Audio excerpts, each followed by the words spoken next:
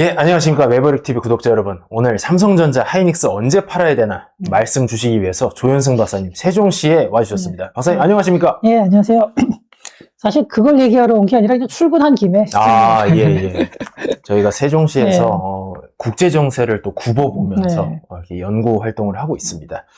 어떻게 보면은 이런 얘기를 하는 거는 무당과 거의 다를 바가 없는데. 그러니까 제 잘 아는 무당이 있는데 이번 삼성전자 올해 괜찮다고 사라 그러더라고요. 아, 예. 근데 언제 팔지는 잘 안 가르쳐줘요. 거기까지 알려줘야 되는 거 아닙니까? 근데 그걸 알려줄 정도 되면 그 사람이 무당 역할을 계속 안 했겠죠. 네, 다른 거 했겠죠. 네. 사실 저는 뭐 펀드 매니저나 애널리스트들이 현대시대의 무당하고 별로 다를 바가 없다는 생각도 드는데. 그러니까 보면요, 그 증권도 그렇고 가상화폐 쪽도 그런데 이게 보면은 차트 분석하고 예상하는 사람들 보면은 하나도 맞는 게 없어요. 네.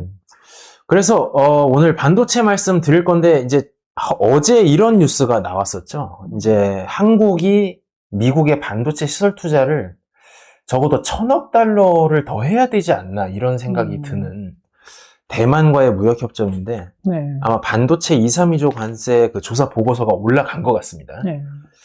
이거 뭐 언제까지 이렇게 협상을 해야 되는 걸지 참 걱정이 많이 됩니다. 근데 협상을 계속 할 것 같지 않아요? 또 하고 나면은 또 뭔가 조건 제시하고 계속 이런 식으로 갈 것 같은데. 예, 그래서 오늘 반도체 얘기 본격적으로 드리기 전에 조현승 박사님께서는 인디애나 대학에서 경제학 박사를 하시고 산업연구원에서 오랫동안 재직하시면서 여러 방송에서 한국 경제에 관련된 평론 해주고 계신 그런 전문가이십니다.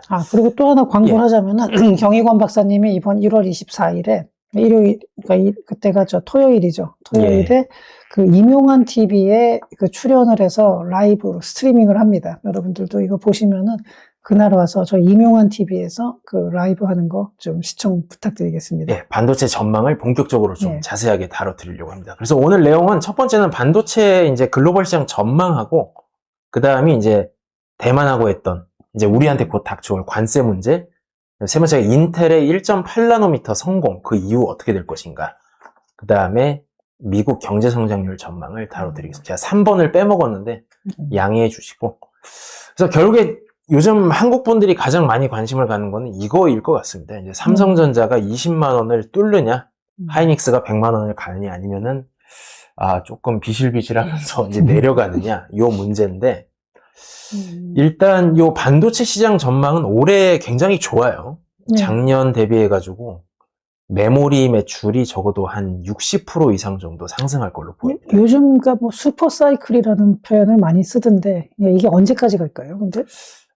제가 이제 요 자료를 갖고 온 거는 지금 단위가 10억 달러고요. 올해 최초로 반도체 세계 시장이 1조 달러를 돌파할 것 같고, 그 중에서 특히 메모리가 제가 이제 비싼 자료라 숫자를 다 안 적어놨는데 올해가 전년비 굉장히 많이 늘어납니다. 한 60, 70% 늘어나서 삼성하고 SK가 작년에 각각 영업이익이 한 45조 원 정도씩 났는데 올해는 100조 원 정도씩을 점치는 분들이 많아요. 그러나 여기 이 그래프에서 보시는 것처럼 27년부터 빠르면 올해 하반기부터 D램의 어떤 전년비 매출 성장률이 좀 저하되지 않냐, 크게 이렇게 보고 있고, 28년에는 본격적으로 좀 다운 사이클로 들어가서 매출액이 줄지 않냐, 이런 관측들이 있습니다. 참 이럴 때가 어려운 게, 그러면은 주식 가격이 삼성전자의 주가가 과연 언제까지 올라가느냐, 요걸 보고 요 전망이 맞는다 하더라도 이런 건 참 판단하기가 어려운 것 같아요. 예, 삼성전자의 경우에는 또 이게 사업부가 여러 가지가 있어가지고 핸드폰도 있고 낸드도 있고 파운드리도 있고 하기 때문에 D램이 조금 빠진다고 하더라도 다른 데서 또 벌충을 할 가능성이 있거든요. 그렇죠. 그래서 보면 일단 D램을 HBM하고 범용으로 나눠서 보면 올해 4분기 정도 되면서 매출이 전년비 대비해서 오르는 가능성은 지금 낮은 걸로. 여기 이제 제가 회사에서 가트너라는 자료를 보는데 가장 좀 공신력이 있다라고 좀 여겨지는 자료입니다. 물론 다른 자료도 있고 경기가 좋을 때는 또 엄청 좋은 것처럼 나오고 떨어질 땐 다 망할 것처럼 나오는 그런 바이어스는 어디나 있다라는 거. 다만 27년부터는 확실히 조금 매출 성장세 혹은 어닝 서프라이즈를 발표하기에는 좀 동력이 약화되지 않냐. 적어도 D램 부분에서는 이렇게 보고 있는 것 같습니다. 근데 이제 D램보다는 올해 제일 매출이 전년비 많이 늘어나는 거는 낸드 쪽이 될 것 같아요. 네. 이게 원래 매출이 작년에 한 8, 90조 원 정도 됐었는데 한 86% 증가해가지고 올해 거의 한 180조 원까지 갈 수 있다. 지금 국내 양사가 D램 점유율은 합쳐서 70%, 낸드의 경우에도 50% 정도를 보기 때문에 네. 확실히 지금 붐이 일어나는 거는 당연한 것 같습니다. 네. 마이크론도 많이 오르고 있고요. 근데 가끔 보면은 이런 걸 물어보는 사람들이 있어요. 이런 전망치가 나오는데 네. 이런 전망치는 어떤 식으로 어떤 방식을 거쳐서 전망을 하느냐 이렇게 하는데 예. 가트너에서 나오는 것 같은 경우는 전문가 설문이 상당한 그 비중을 차지하고 있죠. 이게. 예, 전문가 설문도 있고 네. 이 사람들이 이제 매년 내는 반도체 시장의 어떤 전망들이 있는데 네. 거기 뭐 한 300에서 500개 정도의 주요 반도체 기업 매출, 네. 그다음에 주요 수요 산업군별 매출 이렇게 데이터를 가지고 올해 스마트폰이 몇 대 나가는데 누가 어디에 뭘 넣고 있고 이런 거를 다 종합을 해서 하기 때문에 그냥 설문에만 의존한다라고 볼 수는 없고. 그렇죠. 그다음에 교체 주기나 뭐 이런 걸 다 고려해가지고 예. 기기 교체 기기 뭐 교체 사실 주기. 코로나 이후에 비대면 때문에 디바이스를 많이 샀다가 다운 사이클로 왔다가 이제 2년 동안 올라가는 흐름에서 AI가 얹혀지면서 네. 저는 이렇게 표현을 하고 싶습니다. 이전에 메모리 사이클이 천당과 지옥을 이렇게 왔다 갔다고 하면은 AI 수요가 지금 어디까지, 피지컬 AI까지 생각하면 어디까지 갈지 몰라서 이제 냉탕과 온탕 이렇게 좀 그렇게 몇십 초씩 적자가 나는 상황이 안 올 수도 있다. 약간 어떻게 보면은 바텀 자체가 좀 탄탄해졌다 이렇게 말할 수가 있겠죠. 예, 그렇습니다. 예, AI 인프라 수요가 워낙에 크기 때문에. 그리고 지금 뭐 군수라든지 뭐 피지컬 AI, 가전식품, IoT 이런 데서 또 수요가 많이 늘어날 것 같습니다. 네. 그런데 이제 삼성전자는 올해가 아마 파운드리 사업을 성공시킬 수 있느냐의 분수령이 될 것 같은데 그게 아마 테슬라의 칩을 얼마나 잘 만들어줄 수 있느냐에 달려 있는 것 같습니다. 이미 계약은 한 상태고 예. 나갔을 때 얼마나 좋은 평을 받느냐. 이제. 예, 이게 8년 정도 기간에 23조 원 정도 규모로 계약을 했는데 지금 AI5라고 하는 그 일론 머스크가 전기차하고 옵티머스에 넣으려고 하는 그 반도체 개발이 거의 끝났는데 동시에 AI6도 개발을 했어요. 이걸 공정에서 얼마나 잘 뽑아내 주느냐. 요것이 다른 주요 파운드리 고객사를 잡는 데 굉장히 주요한 역할을 하게 될 것 같습니다. 뭐 모바일 사업은 항상 퀄컴 애플하고 싸우는 거라서 거기도 불확실성이 있고요. 근데 이제 제가 걱정되는 거는 미국, 중국 기업하고의 앞으로 경쟁 가능성이 굉장히 높아질 것 같다라는 그런 지점입니다. 사실 그동안 인텔, 이제 미국의 대표적인 기업 중에 하나인 인텔에 대해서 약간 인텔은 정말로 다운 사이클을 되고 굉장히 이제 기술도 떨어지는 내리막길이라고 생각을 했는데 인텔이 요새 조금 반등을 하고 있는 것 같아요. 네, 박사님 요즘에 이제 그 CES가 끝난 지 얼마 안 됐는데 거기서 이제 1.8나노 공정으로 만든 펜서레이크라고 하는 노트북 CPU가 지금 뭐 레딧이라든지 유튜브 이런 커뮤니티에서 서양권에서는 굉장한 지금 호평을 받고 있습니다. 그래서 제가 작년부터 사실은 인텔 주식이 20불 갈 때 좀 사라 그랬는데 그런 얘기를 할 때마다 많이 사람들이 저를 좀 안타깝게 보더라고요. 그런 회사를 사냐 이랬는데 지금 거의 50불 정도 가고 있다. 네, 매버릭 TV가 참 용한 집이다. 이런, 그렇죠. 이런 점을 한번 강조를 드리고 인텔 얘기는 이따 또 자세하게 드리겠습니다. 근데 마이크론도 지금 뉴욕에다가 1000억 달러니까 거의 150조 시설 투자를 개시를 했고요. 일본의 엘피다 메모리를 인수해가지고 거기다가도 지금 대규모 투자를 하고 있고 대만에다가도 하고 있습니다. 마이크론하고 인텔하고 지금 현재 어떻게 경쟁 구도나 아니면 평가는 어느 쪽이 더 우수하다고 볼 수 있을까요? 네, 그러니까 이제 사업 분야가 마이크론은 우리나라하고 같은 D램하고 낸드 이런 메모리에 치중이 돼 있고 HBM도 이제 납품을 하고 있고요. 인텔 같은 경우에는 비메모리 중앙 처리 장치에 특화된 회사라서 사업 분야는 다른데 둘 다 지금 굉장히 미국 반도체 부활의 대표주로서 완투 펀치라고 할 수가 있죠.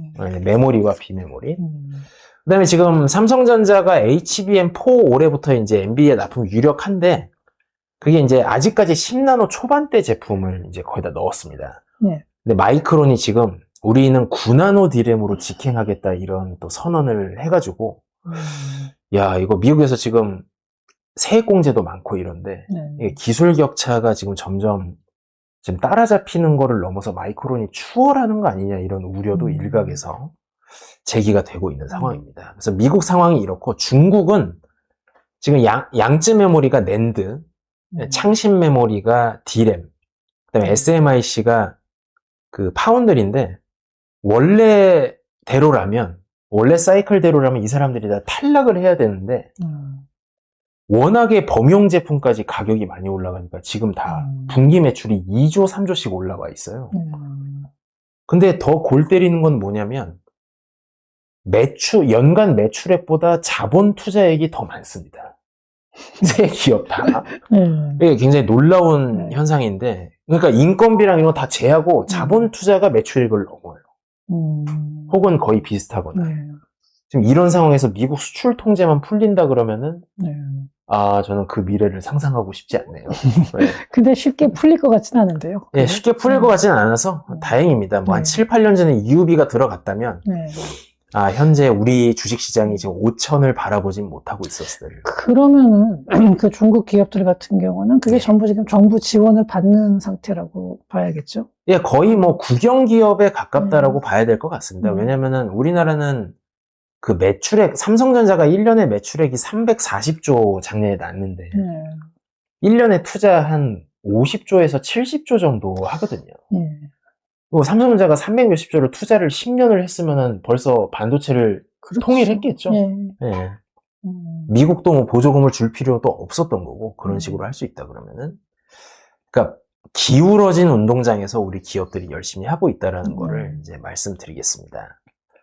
그래서 요약을 하자면, 2026년 전년비 매출 성장률이 굉장히 좋다. 하지만 하반기로 갈수록 적어도 D램에서는 성장률이 둔화될 것 같고 2027년도 매출액은 좋긴 하지만 26년 올해 대비해가지고 매출 상승은 거의 없을 가능성이 높고 2028년은 다운사이클에 들어가는데 AI 수요가 있어서 옛날만큼 그렇게 심각한 상황으로 갈 가능성은 높지 않다. 근데 저는 여기서 지금 현재 전망치라는 게 그게 작년에 나온 보고서니까 2023년도에서 2024년 초반기까지의 상황을 보고서를 만들었을 텐데 그 이후에 보면은 뭐 피지컬 AI 쪽도 그렇고 방위 산업 쪽도 그렇고 AI의 활용 범위가 자꾸 넓어지다 보니까 요것보다도 밑에서 받쳐주는 그 AI 쪽에 관련된 여러 가지 반도체에서 받쳐주는 힘이 조금 더 세지 않을까 하는 그런 생각도 좀 들긴 들거든요.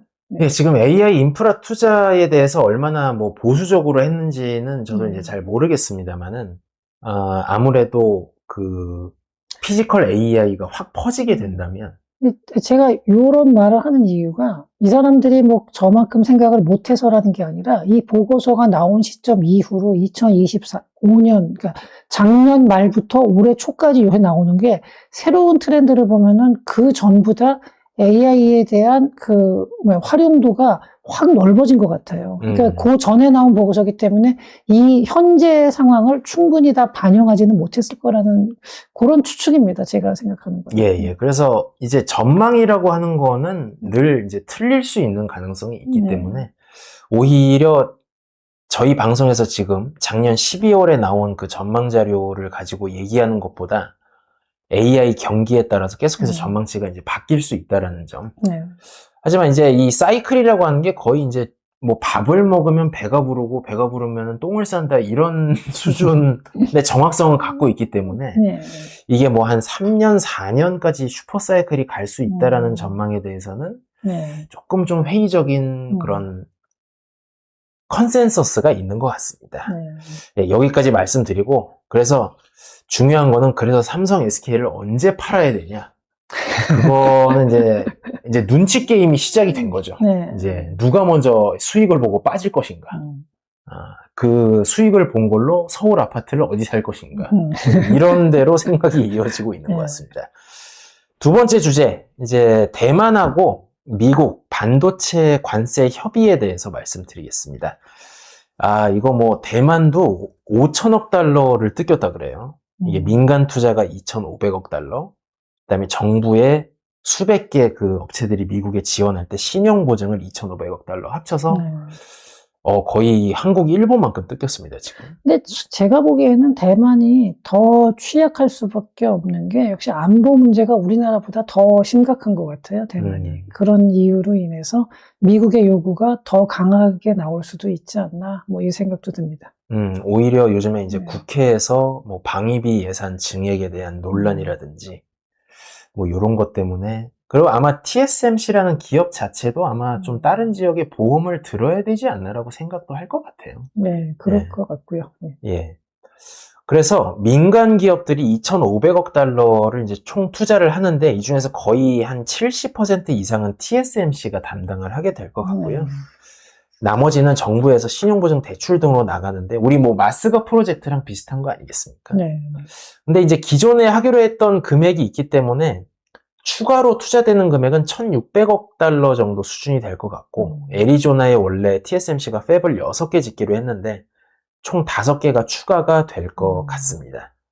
근데 저는 여기서 무슨 생각이 드냐면, 이게 의외로 빠른 시간 안에 되지 않을 가능성이 좀 있거든요. 왜냐면은 ASML의 그 EUV 생산량이 1년에 10대 초반 정도로 알려져 있습니다. 그래서 이게 인텔, 삼성전자, SK 하이닉스 이런 선당공정 업체들이 거의 한 2대 정도씩 갖고 가기에도 바쁜 물량이거든요. 물론 이제 연산 20대를 목표로 공장도 짓고 하고 있습니다만 11기를 갑자기 선당공정으로 할 만한 물리적인 여건이 되지 않는다. 그리고 박사님 또 최선당 공정은 대만 내에 둔다고. 네, 그렇죠. 네, 그건 예. 법적으로 대만에서 그렇게 되어 있기 때문에. 국가 안보 때문에 고러한 게, 아마 삼성이랑 인텔의 요게 이제 도움이 좀 될 것 같습니다.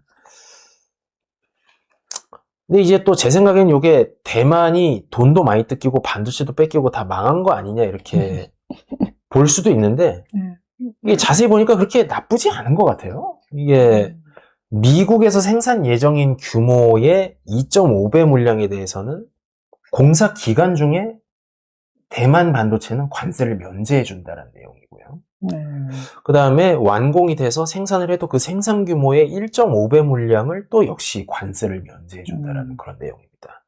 사실 미국 입장에서도 대만한테 약간 강운 양책을 다 쓰는 것 같아요. 근데 대만 내에서는 지금, 그러니까 미국에서도 전에 보면은 그런 얘기를 많이 했어요. 그, 오브라이언이 2024년 7월 달에 포린 어페어에 기고한 그 힘을 통한 평화의 귀환이라는 그 칼럼에서도 보면은, 중국을 둘러싼 그 대중국 동맹망을 쌓으면서 아시아 태평양, 근데 인도 태평양이라는 표현을 쓰는데 사실은 이게 말이 안 되는 거예요. 태평양하고 인도양은 완전 다른 건데, 네, 근데 두 개를 묶어서 인도 태평양이라는 말을 만들어낸 이유가 다 중국 견제거든요. 근데 거기에 대해서 전통적인 우방인 한국, 일본 같은 경우는 당연히 같이 동맹으로 하고, 그 다음에 필리핀이나 그 베트남, 인도네시아를 갖다가 신흥 우방국, 그러면서 거기에 대해서 군사 지원과 무기 지원, 그리고 뭐 다양한 여러 가지 경제 인프라 지원을 더 강화해야 된다, 뭐 이런 얘기도 하고요. 근데 강화한다는 게 거기는 표현을 그냥 그렇게만 썼는데 실제로는 정말 무상으로 다 해준다는 뜻은 요새 보면 아닐 것 같기도 합니다. 근데 그러면서 대만에 대해서는 뭐라고 썼냐면은 대만은 현재보다 방위비를 더 늘려야 된다.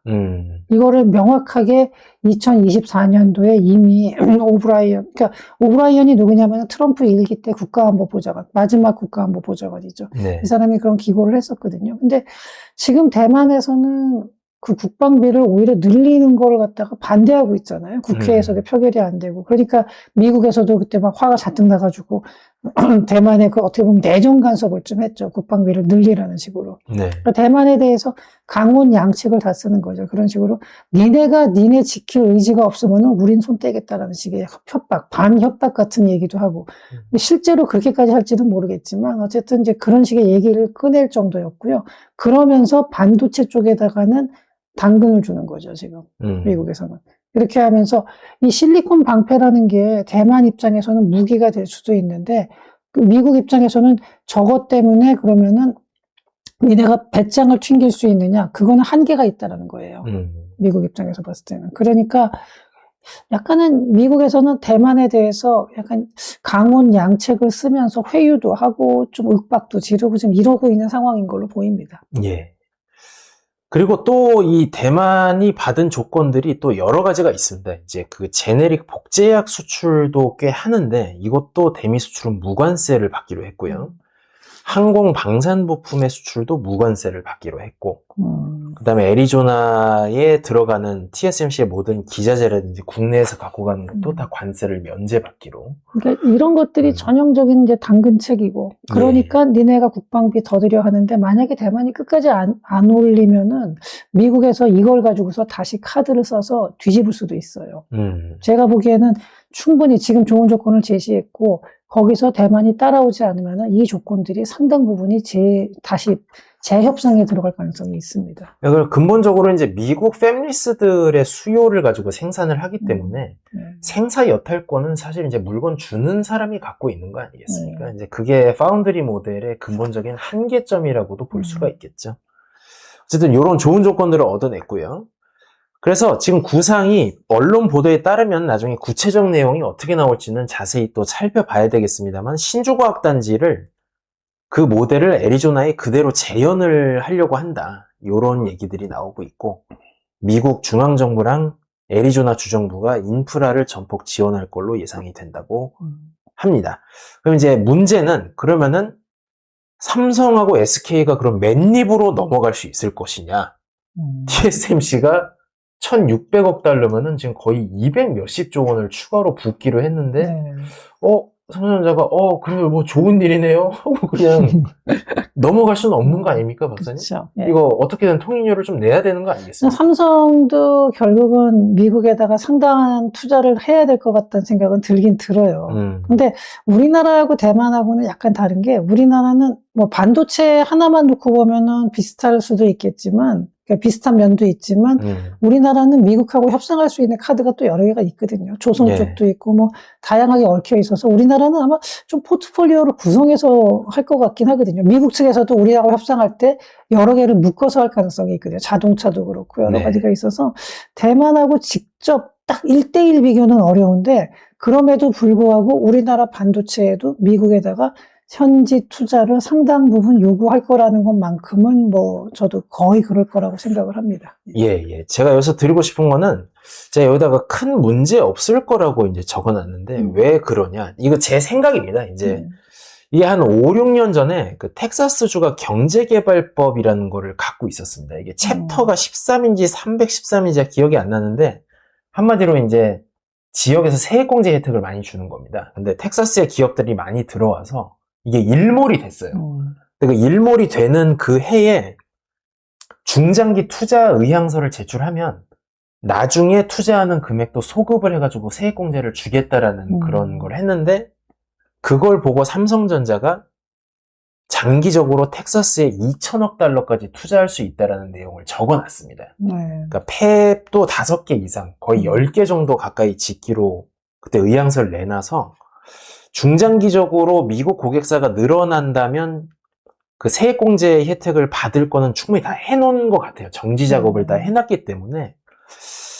다만 그 스케줄이 굉장히 지금 좀 빠르게 조정을 해야 될 가능성이 있다라는. 그러니까 원래 할 건데 좀 당겨서 해라 이런 거죠. 예. 그리고 아까 말씀드린 것처럼 테슬라나 애플 칩을 상당히 많이 뽑아내게 된다면 아마도 미국 내에서 뭐 불가피한 게 아니라 해피하게 늘릴 수 있을 것 같다라는 생각이 이제 듭니다. 다만 여기서 또 이제 제가 한번 말씀드리고 싶은 거는 한국이 지금 1, 2년이라고 적어놨는데 제 생각에는 적어도 한 2, 3년 안에 용인 클러스터라든지 평택의 추가적인 팹을 100% 가동하는 데 있어서 전력 부족 문제가 좀 대두될 가능성이 높아 보여요. 이게 원자력 발전소 최소 지금 한 5개에서 10기를 지어야 된다라고 하는데 착공된 게 한 기도 지금 없기 때문에 제가 아는 한에서는 지금 전 세계가 다 이 전력 부족이 상당히 요새 데이터 문제나 뭐 여러 가지 면에서 전력 부족이 상당히 심각해질 거라는 생각은 좀 들긴 듭니다. 예. 근데 이제 삼성전자는 그래도 미국에서 사업을 20년 정도 해오고 있고 고객사 파운드리도 이제 잡아놨고 그런데 제가 볼 땐 하이닉스가 굉장히 좀 난감할 것 같아요. 왜냐면은 이분들은 그 전공정 팹이라고 그러죠. D램 칩을 만드는 공장 자체에 대한 거는 한국하고 중국에만 있고 미국에다가는 지금 인디애나주의 패키징 공장만 한 5조 원 정도 규모를 발표를 해놨는데 삼성전자가 화끈하게 뭐 한 1,000억 달러 증액을 했을 때 하이닉스가 그냥 어물쩍 끼어가지고 넘어갈 수 있을까? 지금 요게 아마 관심사가 되지 않을까 생각이 됩니다. 근데 미국에서 과연 삼성하고 SK를 갖다 1대1로 이렇게 다른 걸로 할까요? 한국 전체한테 묶어서 할까요? 그러니까 요게 이제 저도 그걸 잘 모르겠는데 트럼프 내각의 입장은 옛날처럼 뭐 다자주의 해가지고 몇십 개국 모여서 한마디씩 하고 회의 끝나고 그런 게 아니고 야 대만이 이렇게 우리한테 줬는데 이걸 가지고 한국 가서 야 한국 너 더 내놔 하나 더 받고 이거 갖고 일본 가서 야 일본 한국 대만 더 내놔 이런 식을 하기 때문에 아마 하이닉스에도 꽤나 푸시가 들어갈 수 있겠다라는 생각이 들어요. 근데 여기서 뭐 삼성이 파운드리뿐만 아니라 D램 팹을 갑자기 테일러에 짓겠다 이렇게 나오는 순간 하이닉스도 별 수 없이 하나 지어야 되지 않나 그런 생각이 듭니다. 그래서 지금 해외 언론에서는 이게 컨센서스라고 볼 수가 있을 것 같은데 반도체 투자를 1,000억 달러 이상 늘려야 되지 않겠나라는 그런 얘기가 지금 계속 나오고 있습니다. 아마 이것도 미국 정부라든지 지역 정부들에서 이런 기사를 일부러 내보내고 있을 가능성도 없지 않아 있겠죠. 사실 굉장히 큰 돈인데 이미 근데 삼성의 계획 안에 장기적으로는 저 정도 이상 미국에 투자할 계획을 가지고 있기는 한 거잖아요. 예. 그리고 지금 D램하고 낸드에서 지금 돈을 쓸어 담고 있기 때문에 아마 다음 다운 사이클을 잘 대비한다라는 가정하에 투자금이 뭐 심각하게 모자랄 것 같지는 않습니다. 다만 이제 우리가 그 외국에서 번 돈을 한국에 안 갖고 오고 미국에 넣으니까 환율이 더 올라갈 리스크는 있다. 이렇게 좀 보여집니다. 1,500원을 넘을 수도 있을 것 같아요, 올해. 그 다음에 이제 세 번째 주제입니다. 인텔. 미국 비메모리의 이제 파운드리의 자존심인데, 아까도 말씀드렸지만 1.8나노 공정 펜서레이크 제품이 잘 나와서 지금 굉장히 각광을 많이 받고 있습니다. 지금 인텔에 대해서 미국 정부가 도와준 지가 지금 거의 한 7, 8년째 되어가는 것 사실 같아요. 저는 그래서 이번에 좀 의외라고 느꼈는 게 그동안 그렇게 도와주는데도 계속 잘 안 됐는데 뭐 이번이라고 다를까 했는데 이번엔 조금 다른가 봐요, 진짜. 예. 이번에도 좀 안 되기를 바랬던 분들도 있었을 텐데. 저는 바란 것까지는 아닌데 예. 기대를 전혀 안 했었죠. 그리고 작년에 경 박사님이 저한테 그 인텔 얘기를 했을 때 에이 인텔은 죽었다 깨나도 안 돼 이 생각을 저도 했었거든요. 경 박사가 이제 공부를 많이 하다 보니까 살짝 이제 맛이 좀 갔다.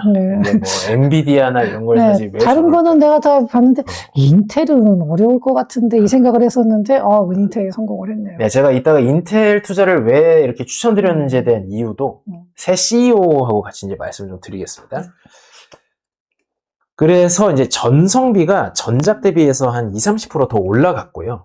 내장 그래픽도 굉장히 좋아져서 AMD 대비해서 약점이라고 여겨졌던 게이밍도 성능이 굉장히 괜찮은 걸로 나옵니다. 그 다음에 전원을 안 꼽고, 물론 이제 저전력으로 최적 조건에서 했을 때 이제 결과겠지만, 25시간이 넘는다라는 지금 보도들이 나오고 있어요. 노트북 사용 시간이. 옛날 우리 그 무거운 노트북 이런 건 대여섯 시간 가기도 어려웠는데 그렇죠. 예. 세상이 많이 좋아졌습니다. 이게 이제 올해 나오는 삼성 갤럭시북 6, LG 그램 신제품에 다 적용이 될 것 같고요. 근데 한 가지 놀라운 거는 박사님 이게 10여 년 전에 TSMC가 먼저 선제적으로 도입한 이 기존의 EUV 장비를 가지고 1.8나노를 만들었다는 겁니다. 지금 보도가 많이 되는 그 6천억짜리 최신 대구경 EUV 장비는 아직 쓰지도 않고 이러한 프로세서를 만들어냈다. 인텔이 웬일이죠, 이게? 이게 꽤 저력이 있는 회사라고 저는 생각을 하는데. 아니, 근데 그동안 저력이 그냥 낮은 힘이었어요. 낮을 쳐. 밑으로 내려와가지고, 정말 비빌댔었는데, 갑자기 인텔이 이렇게 부상한 게 참.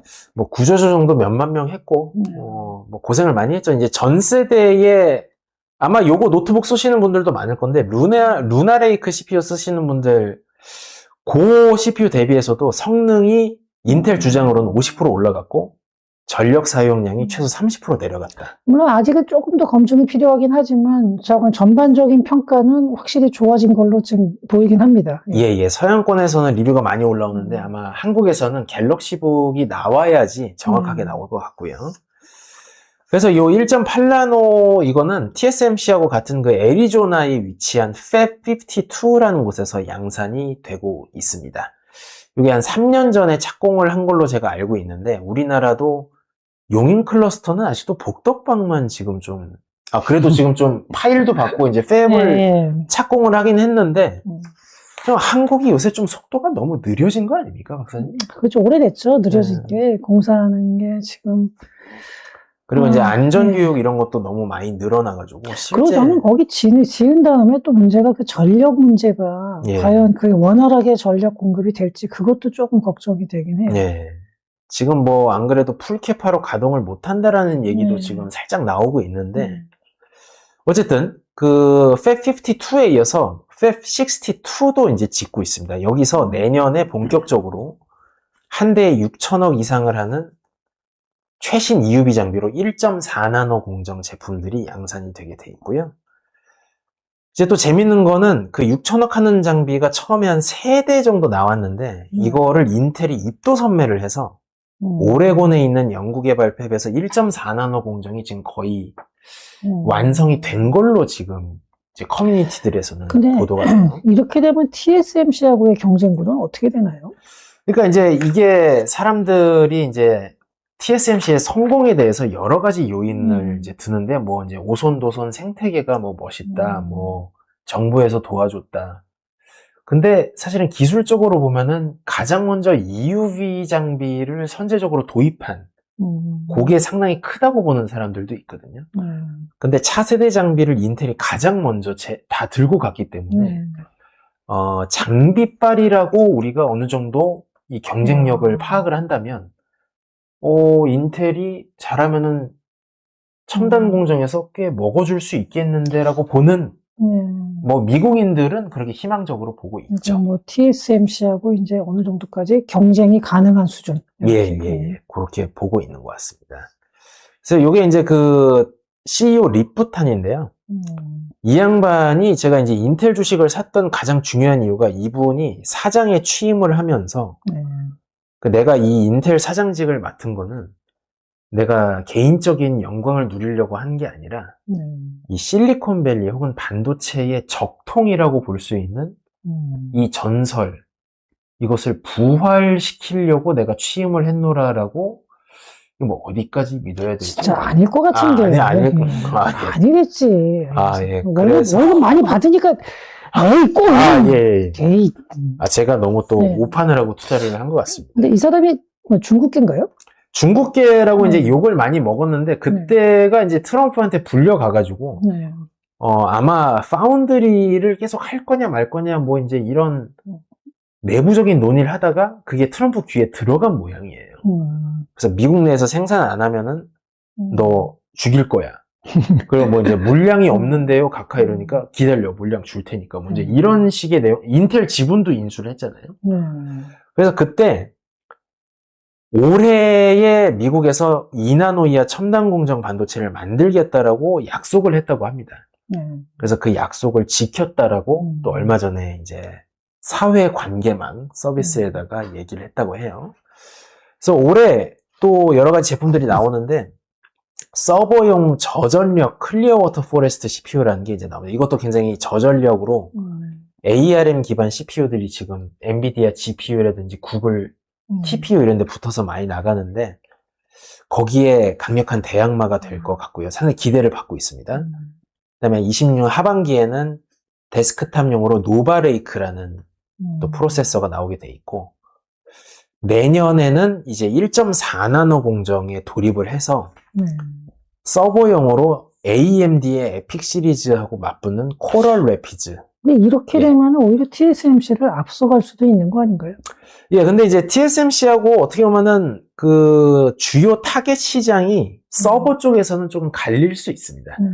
기존의 서버 쪽에서는 X86이라고 불리는 그 AMD와 인텔의 그 기초 설계라든지 기계를 많이 써왔기 때문에 아직까지는 TSMC가 여기까지는 많이 침식을 못했다라고 볼 수 있고, 다만 PC 쪽에서는 애플이 자체 실리콘을 가지고 이제 노트북 프로세서, 맥 프로세서를 만들기 때문에, 근데 이제 그쪽도 TSMC가 공정이 뒤지게 된다 그러면은 애플도 생각을 다시 해볼 수도 있는 거죠. 이제 몇 년 후에는. 그래서 제가 이제 오늘 반도체 얘기가 좀 너무 길어지고 있는데, 이제 거의 마지막입니다. 이게 내년에 1.4나노로 나오는 인텔 그 CPU 코드네임이 코브라 레이크예요. 아니, 하필이면 뱀을 징그럽게. 예. 이게 한번 좀 쏘고, 한번 물어보고라도 한번 죽겠다라는 그런 느낌에서 지은 건지 모르겠는데, 이 로열 코어라는 아키텍처로 근본 설계를 많이 바꾼 제품입니다, 이게.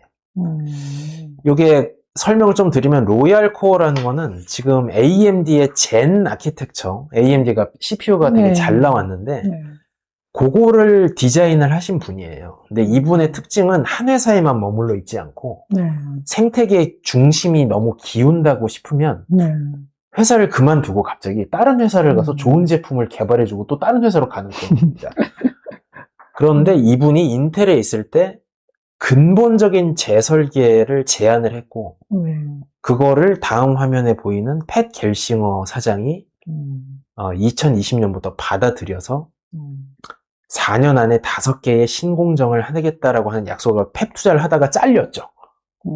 근데 그 공정 로드맵만큼은 지금 살아서 내년도에 1.4나노 코브라 레이크 CPU 상당히 기대를 하고 있습니다. 그래서 여러분들 뭐 인텔 주식을 들고 계시면 올해에도 아마 나쁘지 않은 결과가 나올 가능성이 있다. 여기까지 좀 말씀을 드리겠습니다. 삼성에는 별로 안 좋은 소식이 될 수 있는데 저희가 또 다변화된 투자를 해야 되지 않겠습니까?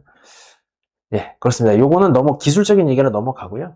이제 경제성장률 얘기 드리고 오늘 방송 좀 마무리 해보겠습니다. 지금 미국 경제성장률이 5%가 넘을 거라는 트럼프와 러트닉의 주장이 있는데 박사님 이거 어떻게 보십니까?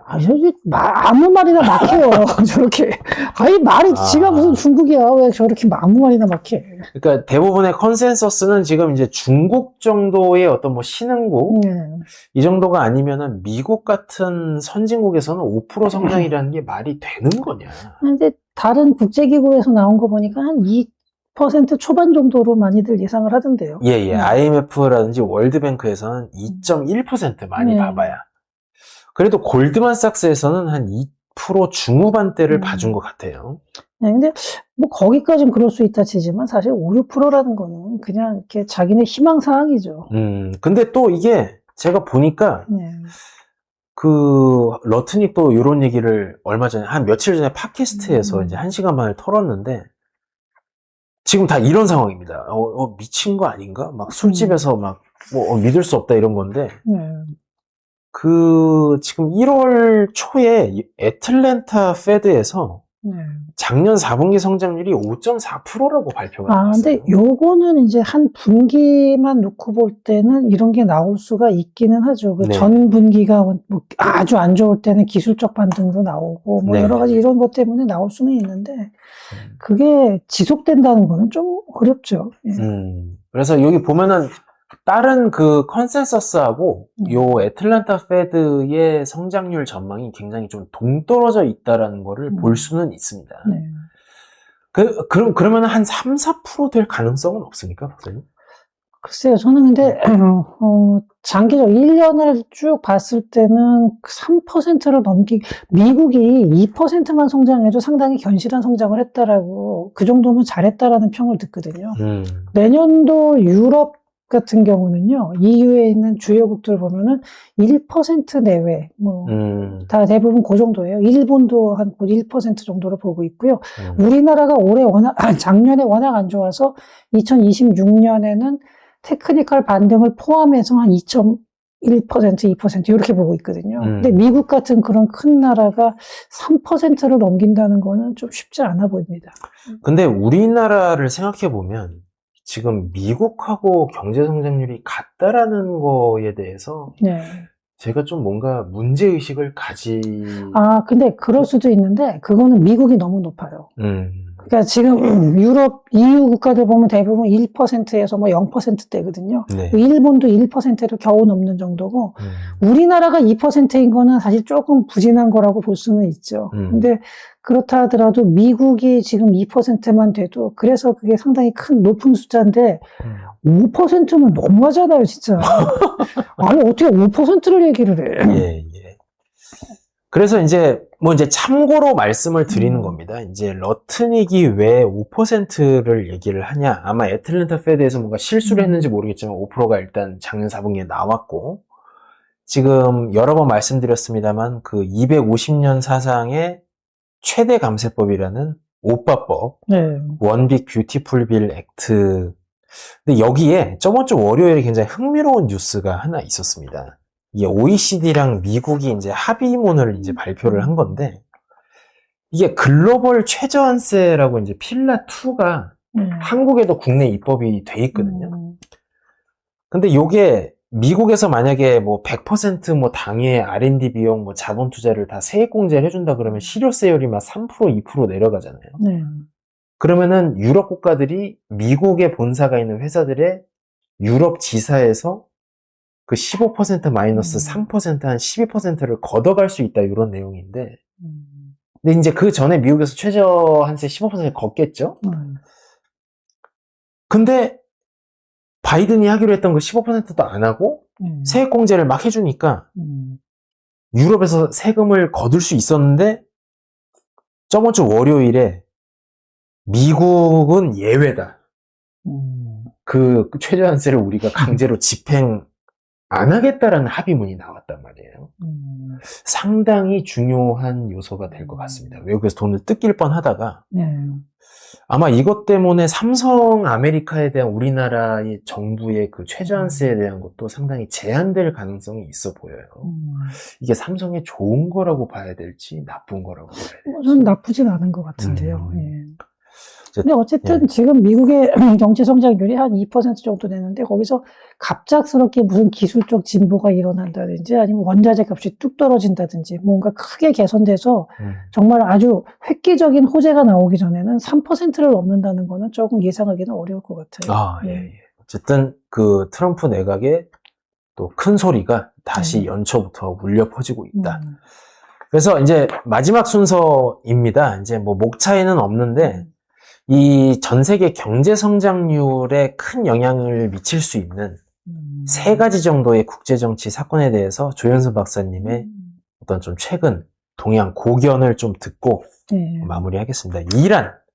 저는 레짐 체인지까지는 모르겠지만 하메니 정권은 무너질 가능성이 높다고 봐요. 일단 일시적으로는 시위가 잠잠해졌어요.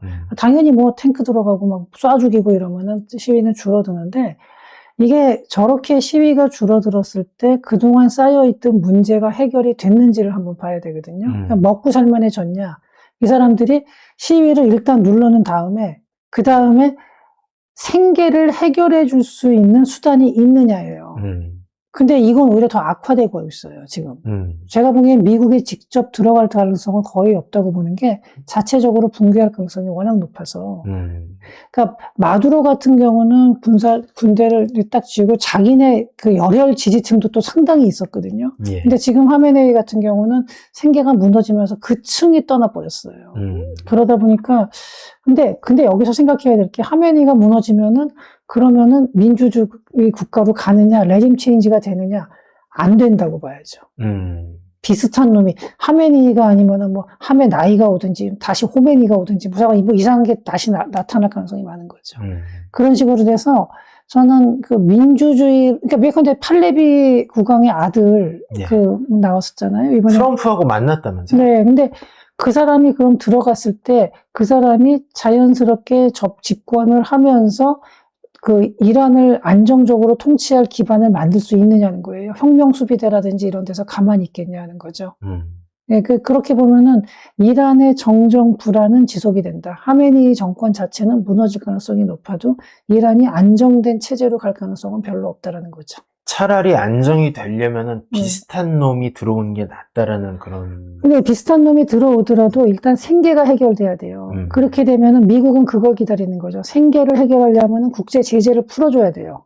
그러면은 미국은 거기에 대해서 자기네가 석유를 가져간다든지 뭐 이런 여러 가지 조건들이 있을 거예요. 그러니까 핵 프로그램을 완전히 다 없앤다든지, 공개하고. 그런 식으로 하면서 미국은 그거하고 정권의 안정을 보장할 수 있는 먹거리를 준다는 거죠. 이런 식의 딜을 할 가능성이 굉장히 높습니다. 사우디나 이스라엘을 활용할 가능성도 높겠죠? 만약에 개입을 해야 된다 그러면. 근데 개입을 하는데 미국이 직접 개입하는 것보다는 이스라엘하고 사우디하고 중재안을 하겠죠, 서로. 그러면서 미국이 뒤에서 이제 중재를 하면서 이란을 마치 이제 들어가서 이란의 어려움을 해결해주는 해결사 역할을 하는 걸로 들어가겠죠. 그리고 중국의 영향력을 상당히 감쇄시키고. 그렇게 되죠. 국제유가에도 상당한 어떤 영향이 있을 수도 있겠습니다. 베네수엘라도 이번에 그 마두로 대통령을 잡아온 게 원유 문제도 있지만 원유 플러스 베네수엘라가 1대1로가 중남미로 들어가는데 교두보거든요. 중남미에 들어간 돈의 절반 이상이 베네수엘라를 통해서 들어가요. 지금 그 중남미 쪽에 1대1로의 교두보를 끊어버리는 역할을 한 거거든요. 그러니까 이란 들어갈 때도 당연히 그건 하죠.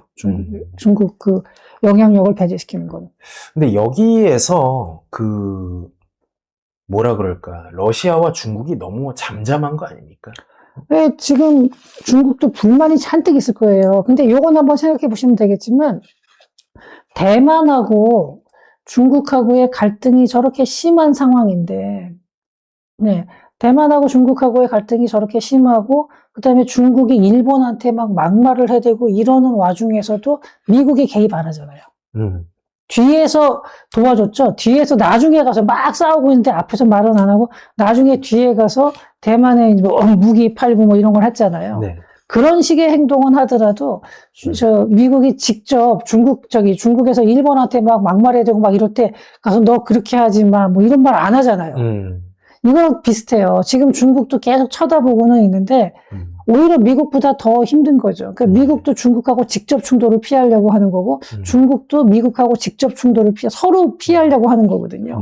그러니까 베네수엘라에서 마두로를 잡아갈 때도 그랬고 이번에 이란에 대해서도 위협을 하고 있는 상황에 대해서도 그렇고 중국에서 크게 얘기를 안 하는 거죠. 어떻게 보면은 힘의 투사 능력도 좀 떨어진다라고 봐야 되겠죠. 아무리 요새 중국이 커졌다 하더라도 그리고 그렇게 위협이 된다 하더라도 미국하고 1대1로 붙기는 굉장히 부담스럽죠. 그리고 이제 사우디하고 이란을 좀 활용을 해야 되는데 그것도 이제 중국하고는 어렵고 그래서 이란 문제가 올해 굉장히 어떻게 해결되느냐가 중요할 것 같고요. 그 다음에 올해 어떻게든 러우 전쟁이 마무리되지 않겠냐라는 예측들이 점점 나오고 있습니다. 나오고 있는데 이게 그래요. 전쟁 자체를 형식적으로 끝내는 거는 가능할 수가 있는데 그게 이제 서로 만족하면서 평화적인 정착석이 될 수 있느냐 하는 거예요. 화약고로 계속 남을 수밖에 그렇게 된다 그러면은 이거는 전쟁이 사실상 끝난 게 아닌 거죠. 후보 연구소의 스티브 카킨 같은 경우에는 한국식 모델이 적용될 가능성도 높다라고 보는 것 같습니다. 근데 한국식 모델은 어쨌든 휴전이 돼서 사실상 정전에 가까운 휴전이잖아요. 그러니까 정전은 물론 아니지만 굉장히 이렇게 서로 간에 어떤 군사적인 충돌이 없는 상황이 지속이 되는데 우크라이나하고 러시아 같은 경우는 거기에 사람들이 서로 섞여 살면서 뭐 지속적인 테러나 부분적인 공격 같은 것이 나타날 가능성도 있거든요. 그러니까 그런 면에서 봤을 때는 완전한 평화 정착은 어렵고 어쨌든 지금처럼 이렇게 서로 너무나 힘든 상황이에요. 우크라이나도 막 죽을 지경이지만 러시아라고 해서 그건 뭐 편하냐? 아니거든요. 러시아도 굉장히 힘들거든요. 이제 그러다 보니까 서로 일단은 좀 힘을 빼는 상태로 가려고는 할 의지는 있을 텐데 만족스러운 조건이 있느냐는 거예요. 둘 다 없겠죠. 둘 다 없어요. 그러니까 사람들이 러시아가 땅을 더 많이 점령하지 않았냐 그랬는데 그 몇 년 동안 난리 쳐가지고 그만큼 점령한 걸로 가서 러시아 사람들한테 가서 우리가 이만큼 점령했으니까 큰 성공했습니다라고 얘기를 할 때 러시아 사람들이 그거 와 성공했습니다고 좋아할 리가 없단 말이에요. 지금 상황에서. 저 조그만 나라 대상으로 저거밖에 못했냐 이렇게 나오죠. 얘기가. 그러니까 서로 간에 그러면은 완전히 우크라이나 한 절반쯤 뛰어먹으면은 러시아 사람들이 수긍할 수가 있겠지만 그러면 우크라이나가 그 조건을 받아들일 수가 없는 거거든요. 그렇게 되면은 아마 그 조건을 서양에서 강제로, 미국에서 강제로 했다고 치면요. 아마 내부에서 소요가 엄청날 거예요. 계속해서 테러나오고. 그러니까 그런 거는 또 러시아도 감당하기 어려울 거고. 그렇죠. 우리나라도 이제 6.25 끝나고 가볍게 제압할 수 있을 거라고 생각했던 남한 정복에 실패한 다른 그 공산당 파벌들이 대규모로 숙청되는 사건이 또 있었었죠. 어쨌든 러우 전쟁 그리고 재건 사업, 유가, 가스 가격 이런 것들이 또 2026년에 글로벌 경제의 어떤 중요 이슈로 지금 다뤄지고 있다. 이런 말씀이고, 야, 이거 뭐 그린란드는 뭐 이거 어떻게 되는 겁니까? 그냥 달라고 하면 네, 어떻게 뭐 이게 참 어려운 문제인데, 그린란드가 덴마크 땅인데, 그린란드 사람들이 덴마크를 좋아하냐면 그렇지가 않거든요. 그동안 그린란드에서 저지른 그 굉장히 비인도적인 만행들이 많아요. 모르는 분들이 많습니다. 네. 가장 대표적인 게 그 여자들 학교에서 보건실에서 뭐 검사한다 그런 다음에 대량으로 불임 수술을 했었죠. 1950년대인가 60년대인가 그렇고, 그 다음에 그린란드에서 똑똑하다는 영재들을 갖다가 덴마크로 쭉 들여와가지고 거기서 그린란드어를 그 원주민 언어를 못 쓰게 하면서 덴마크어만 가르친 다음에 걔네들을 쭉 덴마크에서 키운 것도 아니고 다시 그린란드로 돌려보내요. 애들이 정체성에 혼란이 와가지고 굉장히 우울증에 빠진 애들도 많았고, 뭐 그런 일도 있었고, 정체성을 말살하려고 노력을 많이 했었고요. 지금도 보면은 뭐 덴마크의 지원도 많이 받고 있지만, 덴마크 때문에 자기네가 하고 싶은 여러 가지 개발 사업을 못 하는 것도 있거든요. 또 그래서 덴마크에 대해서 불만도 많은데, 그렇다고 해서 미국의 주가 되는 걸 원하느냐 하면 또 그것도 아니거든요.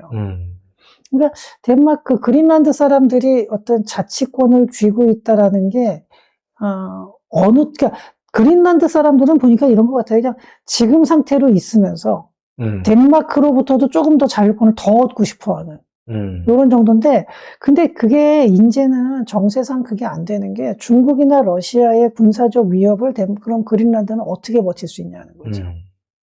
그리고 실제로 지금 북극 항로에 관련해가지고, 그린란드가 지금 저 사진으로 보면은 뭔가 되게 멀고 뭐 이제 말도 안 되는 곳에 있는 것 같지만 사실 그 러시아와 미국, 유럽의 정 가운데에 위치해 있는 그렇죠. 네, 그런 땅이죠. 사실은 그린란드가 저렇게 떠오르게 된 가장 큰 이유가 바로 그 북극 항로 때문이거든요. 북극 항로하고 그 다음에 얼음이 녹기 시작하면서 히토류 개발이 이제 자원 개발이 가능해졌는데 저기에 히토류가 또 상당히 있어요.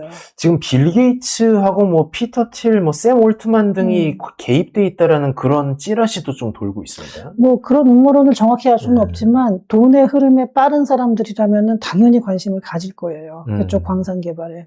그래서 일단 그린란드에 대해서는 미국이 정말로 탐이 나는 장소인 거는 맞고 아마 이걸 통해서 정말로 군사적으로 뺏기는 것까지는 너무나 그거는 무모하고 너무나 무모한 것 같고 최소한 그 안보를 핑계 삼아서라도 미국이 그린란드에서의 영향력을 대폭 확대하는 선에서 타협이 될 거로 저는 보고 있습니다. 그러면은 제 생각엔 이런 결과가 나오네. 둘 중에 하나일 것 같은데 하와이처럼 자치령, 푸에르토리코라든지 이런 쪽으로 하거나 그게 안 되면 적어도 골든돔의 영공방위에는 편입을 하는. 그러니까 영토 자체를 미국으로 흡수를 하는 것까지를 물론 목표로 하겠지만 그것까지 될지 안 될지 저는 그거는 쉽지는 않을 것 같아요.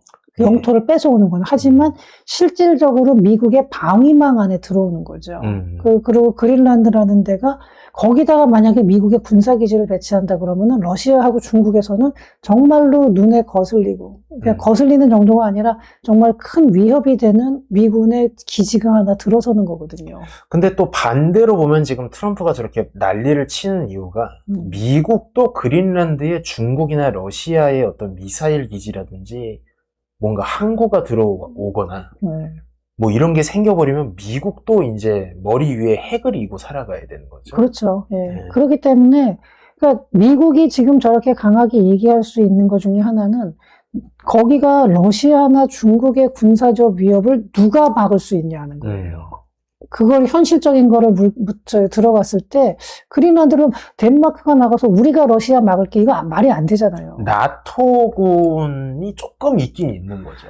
근데 그게 도저히 뭐 지금 그걸로다가 러시아의 군사적 위협을 충분히 막을 수는 없는 거고 결국은 지켜줄 수 있는 건 미국밖에 없는 거라는 현실적인 이유가 있고 미국에서 그래서 적당한 선에서 영토 편입까지는 만약에 안 된다 하더라도 거기에 광산 개발 뭐 채굴권이라든지 아니면은 일단은 군사 보호 범위 안에 들어온다라고만 하면은 그건 뭐 사실상 장기적으로는 들어간다고 자기네가 봐야 되겠죠. 토지 사용권도 상당 부분 받을 수 있는 거라고 봐야 되는 거죠. 예, 마지막에 좀 얘기가 길어지고 있는데 유럽연합에 대해서 이러한 미국의 입장을 갖다가 관세로 지금 압박을 하고 있는데 유럽연합의 주요 국가들 이거 받을 수 있겠습니까?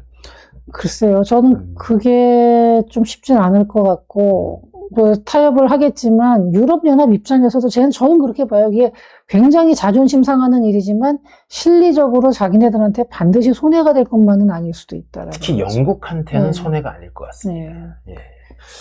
예, 오늘 또 2026년 아직 뭐 이제 1월이 안 끝나서 제가 이제 영상에다가도 해피 뉴 이어 적어놨는데 조현선 박사님하고 같이 가장 중요한 한국 경제의 가장 중요한 반도체 경기와 이제 올해 세계 경제 성장에 영향을 미칠 수 있는 주요 권역의 뉴스 한번 살펴봤습니다. 여러분들 삼성전자, SK 하이닉스 눈치 게임 잘 하시기 바라면서 동행하는 매버릭 TV 절대 책임지지 않지만 오늘도 좋은 말씀 나눠주신 조영수 박사님 감사합니다. 그리고 경희권 박사님 이제 호가 무당으로 바뀌었습니다. 무당 경희권 박사님. 제가 인텔하면은 무당. 예, 동행으로 한번 해줘. 예. 시청해주셔서 감사합니다. 감사합니다.